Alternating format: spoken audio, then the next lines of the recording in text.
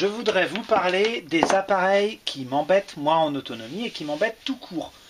Nous sommes en 2025, j'utilise ce grille-pain en autonomie. Alors il y en a d'autres des grille-pains, moi j'ai déjà choisi un grille-pain qui n'est pas méga puissant, il fait 800 watts à peu près. Il a une puissance variable puisque ça dépend de la tension qu'on lui applique. J'ai choisi qu'il ait deux réglettes, un réglage de température, une petite grille pour mettre les croissants, les pains au chocolat. Et je me suis dit, très bien, c'est quelque chose qui a été étudié, qui est connu depuis les années 50, voire avant. Ça va forcément être parfait.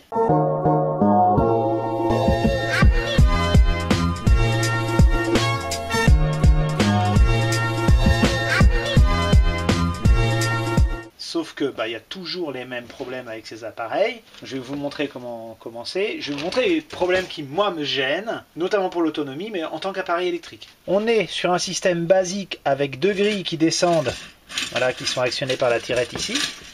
Au moment où ça descend, ça fait réunir les petites grilles qui viennent tenir le pain, là. Petites grilles qu'on voit bien, d'ailleurs, c'est très très relatif, hein. Ces grilles, il y a une distance astronomique entre chaque. Le pain, il peut allègrement passer et aller toucher les résistances électriques.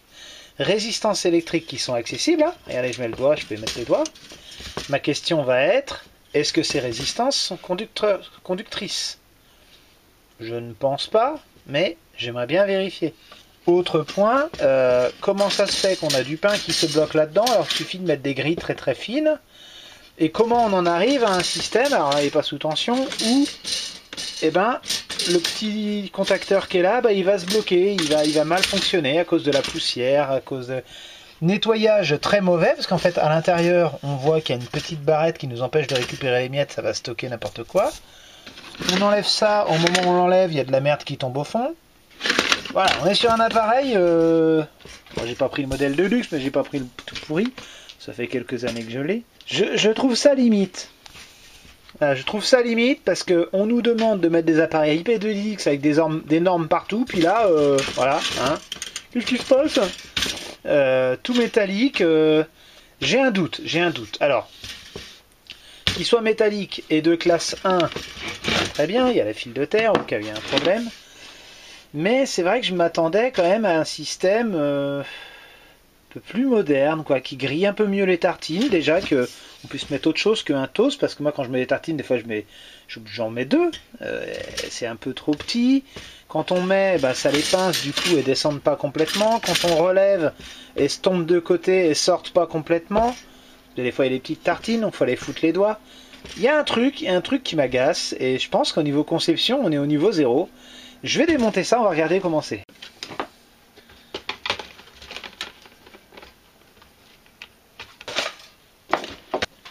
Alors un truc qui va m'embêter, c'est ce bouton là, parce qu'il faudrait que je réussisse à le défaire. Je crois qu'il n'a pas été fait pour être démonté. Ils l'ont pas pensé comme ça. Je crois pas que c'était leur volonté. Il faudrait que je réussisse à le déverrouiller derrière. Il y a un petit clip. Ah, voilà. Nickel. Là. Petit coup de soufflette. Alors, il y avait des miettes partout, parce qu'en fait, il n'y a rien qui est étanche, donc il y a des miettes qui se foutent un peu partout. On a plusieurs mécanismes. Lorsqu'on descend, voilà, c'est d'un bancal. Voilà, c'est haute qualité. Lorsqu'on descend, on a ça là, la petite butée qui vient enclencher un contact électrique. Ce contact électrique alimente la bobine. Il y a une petite bobine ici qui fait que là, avec le circuit magnétique, ça fait un aimant et ça colle vers le bas. Voilà, ça le maintient comme ça, c'est une sorte d'auto-maintien. Et puis sur le circuit, on a une minuterie qui est commandée. Il y a un petit réglage, un petit circuit informatique ici qui permet de déterminer le temps de chauffe, et non pas la température ni rien, juste le temps de chauffe. C'est assez basique, pourquoi pas. Moi en soi ça ne me dérange pas. Hein. Il y a un condensateur, une diode, il n'y a rien de compliqué. Vous voyez,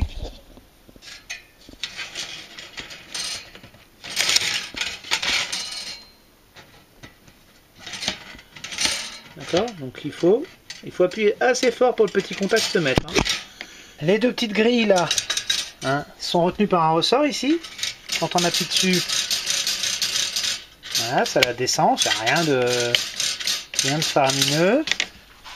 De l'autre côté, il n'y a même pas de ressort de rappel, hein, donc ils peuvent rester coincés.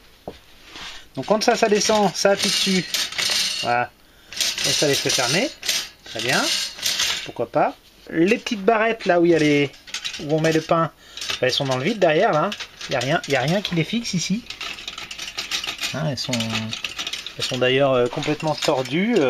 C'est tordu ici, fixé rapidement.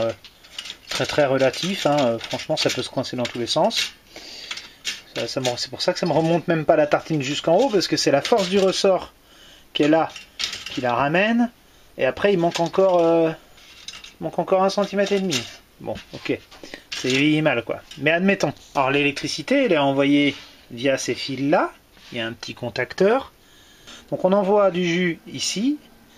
Ça ressort de l'autre côté, puisqu'en fait, il y a un slalom de résistance dans une plaque. Ça ressort là, ça va là. Un slalom, ça redescend, ça va là. Un slalom. Et là, ça atterrit en bas. Alors, je suppose que il y a un petit schmilblick derrière. Hein, peu importe. Moi, ce qui m'intéresse, alors on a une carcasse métallique, on a des plaques époxy, je crois que c'est ça, c'est un genre d'époxy qui résiste à la chaleur, un truc fibré, avant c'était de l'amiante, maintenant ça l'est plus. Et je voudrais voir si le fil chauffant est conducteur. Donc pour ça, c'est pas très dur, il faut mettre un multimètre coincé dans le fil et on va voir ça.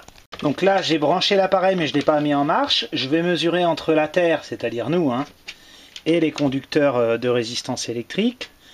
Alors j'ai déjà 3 volts, hein, 3 volts 6. D'accord. Quand je mesure sur le fil là, j'ai aussi 3 volts 6 ou 3 volts 3, donc il est bien conducteur, hein, ce fil chauffant.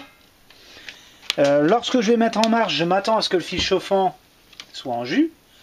Donc pour ça, il va falloir que je le fasse rapidement parce que j'ai pas envie de cramer mes appareils de mesure. Donc là j'ai coupé le courant, je vais vérifier si j'ai la possibilité de mesurer sans me faire avoir. Ouais, je peux mesurer assez facilement.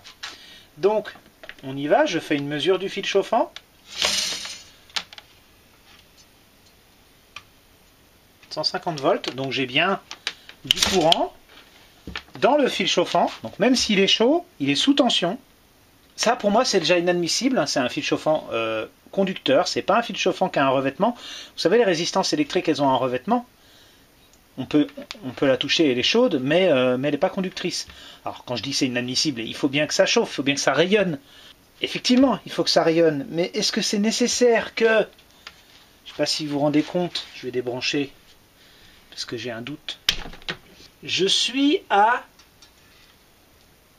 Voilà, là je touche. Là je touche. C'est 2 cm, hein. Oui, regardez ça, ça fait 2 cm. À peine, 1 cm et demi. Là je touche. Je ne sais pas si vous voyez encore le tournevis sur la caméra. Là j'ai un fil conducteur, là j'ai un fil conducteur. Et il y a une grille à côté. Hein. La grille, ça, c'est à 5 mm du fil conducteur. C'est-à-dire, une fois qu'on a enclenché, regardez le vide que ça fait. Regardez la place qu'il y a pour mettre les doigts. C'est quoi la norme de ces trucs-là? Je trouve ça inadmissible. On enclenche un grille-pain. Imaginez le gamin. Il n'a pas appuyé sur stop. Il dit, ah, je vais chercher le pain. Il met les doigts. Paf! C'est... Waouh! Enfin... La dinguerie! Donc maintenant, sur ce grille-pain, on va faire 2 autres mesures. Alors, je ne vais pas faire de mesure de courant, parce que je sais que c'est une résistance électrique. J'ai aucune raison de me tromper là-dessus. On va faire une mesure de température. Vous allez me dire, t'es con, ça chauffe, évidemment que ça va être chaud. Donc j'ai ma caméra thermique là, qui commence déjà à dire que c'est chaud, parce que je l'ai enclenché 2 secondes, j'ai eu 39 degrés. Mon objet, c'est de voir où c'est chaud, où la chaleur va. Et bien sûr qu'elle va s'en aller en hauteur, mais où est-ce que c'est chaud? Et je voudrais ouvrir la cage là. Parce que ça se trouve, ces ingénieurs modèles, ils ont peut-être mis des résistances électriques derrière aussi. Ça se trouve, il n'y a que 400 watts qui sert là. Donc on va regarder ça. Alors je vous fais les petites copies d'écran. Moi, ce qui m'embête, c'est que depuis que j'ai nettoyé le grille-pain, le contacteur qui est là, il fait du bruit. Il fait du bruit à la fin, au moment où il doit décoller. Je suppose que je l'ai un peu abîmé en le nettoyant, j'ai secoué un peu fort, je sais pas ce que j'ai fait. Je trouve ça fragile. Des fois ça fait un peu peur à ma femme, ça... On est sur un grille-pain qui monte à 480 degrés.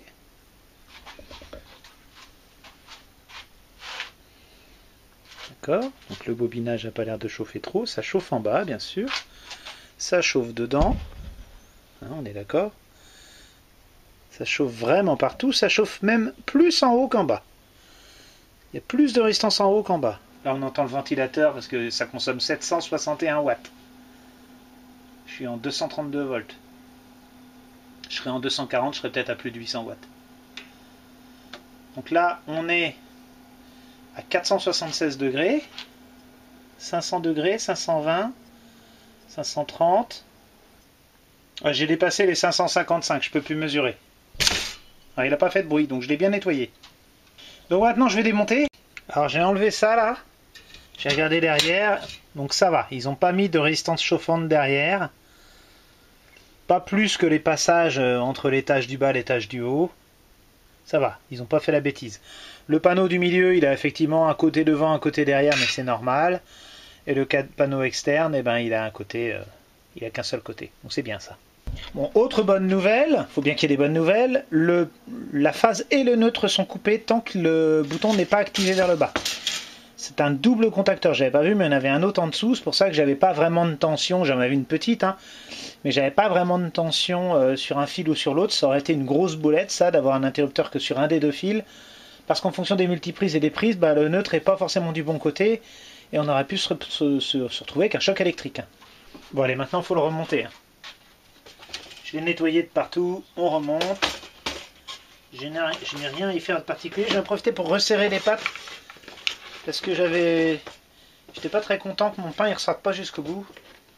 Donc j'ai resserré les pattes.